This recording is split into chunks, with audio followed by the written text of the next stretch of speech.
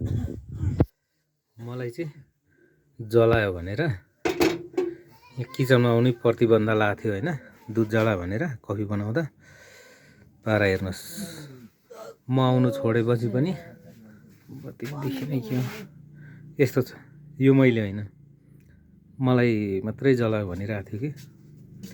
हेर्नुहोस्, गल्ती उसको पनि हुन्छ, मेरो मात्रै हुँदैन।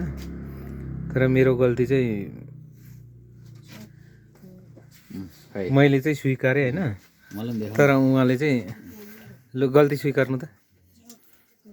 देवेन्द्रले त्यो तताइराखेको कि, अनि मैले निभाउनु पर्थ्यो तर ढिलो भएर। होइन, म यहाँ त्यो एकचोटि जलाएपछि मलाई यहाँ किचनमा आउनै प्रतिबन्ध थियो।